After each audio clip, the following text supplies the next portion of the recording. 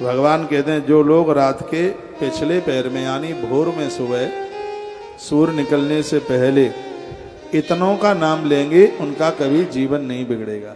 भोर में किस किस का नाम लेना चाहिए?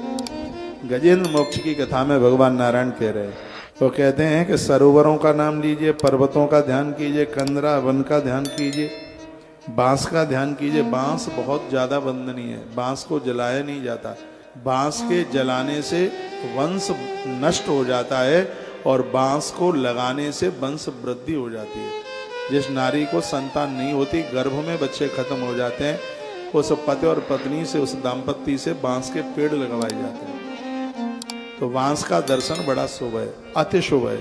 तो भगवान कहते हैं कि बांस का जुर्मुट, सुबह ही सुबह वृक्षों का दर्शन, मैंने बहुत बार कहा है, गमलों में पेड़ लगाइए और सुबह उनका दर्शन कीजिए, पेड़ों में पानी लगाइए, ये बहुत ज़्यादा शुभ माने गए। पर्वतों का शिखर, ब्रह्मा जी का नाम, शिव जी का नाम, शिव जी का मंदिर, क्षीर सागर, श्वेत द्वीप, कौड़ी का दर्शन, गोमती चक्र का दर्शन, कौस्तुभमणि, बनमाला, बनमाला कहते हैं तुलसी की माला, उसका दर्शन, सुदर्शन चक्र का दर्शन, शंख का दर्शन, गरुण का दर्शन, नारद जी का दर्शन, भक्तराज प्रहलाद जी, मत्स्य, कछुआ, वराहा, सूर्य, चंद्रमा, अग्नि, ओमकार, नदियों में बताया गया सरस्वती माता, अलकनंदा, यमुना, रेवा मैया, गंगा जी, ऐरावत हाथी, भक्त श्रोमणी ध्रुव, सातों ऋषि, नल राजा, युधिष्ठिर राजा,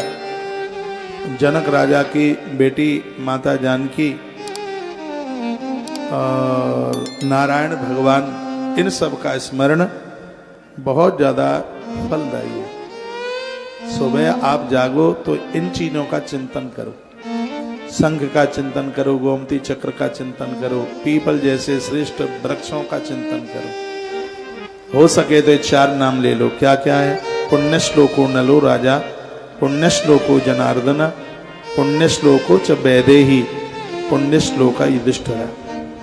इनको पुण्य नामों में इनको लिया गया है। वर्णन किया, उत्थाय पराह प्रांते प्रीता सुसमाहित स्मरंती मम रूपाणी मुच्यंते अनसो अखिलात। भगवान कहते हैं जो सुबह ही सुबह इतनों का नाम लेगा, स्मरण करेगा, मौत उसके पांव को छोड़ देगी। वो यमराज के यहाँ नहीं जाएगा, वो मेरे गरुण पर बैठ करके मेरे बैकुंठ जाएगा। जो इतनों का नाम, इसमें गौ माता का नाम है, हाथी का नाम है, अश्व घोड़ों का नाम है।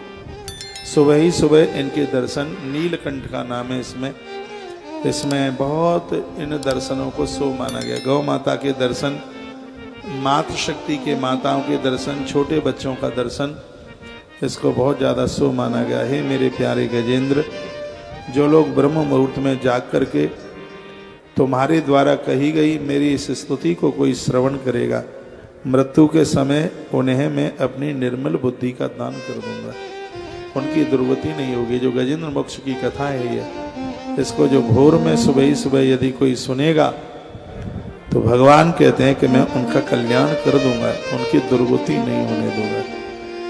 आज से लेकर जिंदगी के अंतिम श्वास तक कुछ दर्शन ऐसे हैं। तुलसी का दर्शन रोज करना, शंख का दर्शन रोज करना, जलते हुए दिए का दर्शन रोज करना, खूंटे पर बंधी हुई गैया का दर्शन बहुत ज्यादा शुभ माना गया है, उसका दर्शन है रोज करना। नदियों का दर्शन बहुत पावन बताया गया। तेसाम प्राणात पये चाहम ददामी विमलाम मतिम।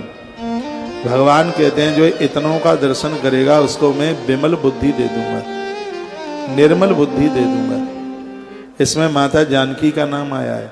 और याद रखना, सीता माई का नाम लेने से पवित्र बुद्धि मिलती है, निर्मल बुद्धि मिलती है। जबलपुर में तो बहुत विस्तार पूर्वक मैं निवेदन करूंगा इन सब बातों का।